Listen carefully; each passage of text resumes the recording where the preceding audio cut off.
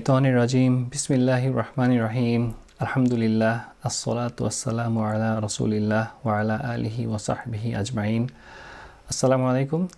আজকে আমি আপনাদের সঙ্গে 7th জুজ থেকে সূরা আল মাইদার 100 নম্বর আয়াতটা শেয়ার করতে চাই। এখানে আল্লাহ তার রাসূল সাল্লাল্লাহু আলাইহি সাল্লামকে আদেশ করছেন, কুল লা ইয়াস্তাউইল খাবিসু ওয়াত তাইয়্যিব, তুমি বলে দাও অপবিত্র ও পবিত্র কখনোই এক নয়। লক্ষ্য করুন, এখানে আল্লাহ নিজে সরাসরি বলছেন না, বরং তার রাসূল সাল্লাল্লাহু আলাইহি সাল্লামকে আদেশ করছেন এটা ঘোষণা করতে।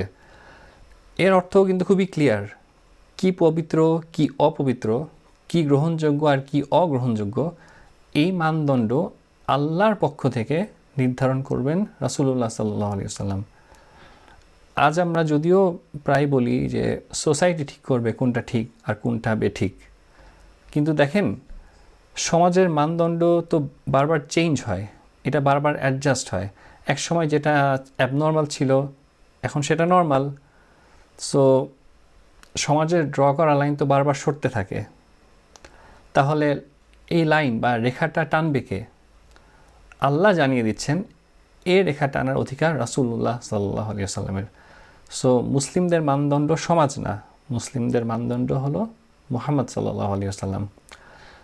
এরপর আল্লাহ বলেন, যদিও অপবিত্রতার প্রাচুর্য তোমাকে মুগ্ধ করে, অর্থাৎ অপবিত্রতা এত বেশি হয়ে যাবে, এত ওয়াইড স্প্রেড হয়ে যাবে যে মানুষ বলবে সবাই তো করছে, যেটা কারেক্ট সেটাকে অদ্ভুত মনে হবে, আর যেটা সঠিক না সেটা হয়ে যাবে গ্রহণযোগ্য।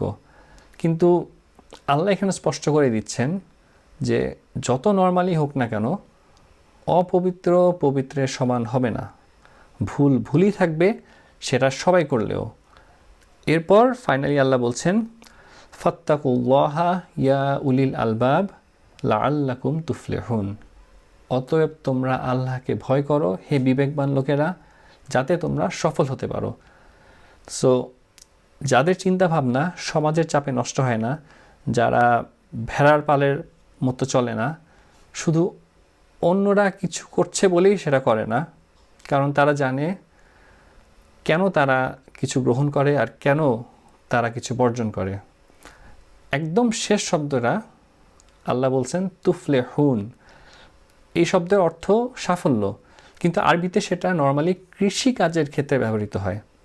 কৃষিকাজে সাফল্য পেতে অবশ্যই অনেক কষ্ট করতে হয়, আপনাকে মাটি প্রস্তুত করতে হবে, তারপর বীজ বপন করা, রেগুলার পানি দেওয়া, আগাছা পরিষ্কার করা, তারপর দীর্ঘ সময় ধরে পরিচর্যা টেক কেয়ার করলে তারপর ফসল আসবে। তো আল্লাহ আমাদের জানাই দিচ্ছেন যে এই দুনিয়ায় পবিত্রতা আঁকড়ে ধরাটা সহজ কাজ না।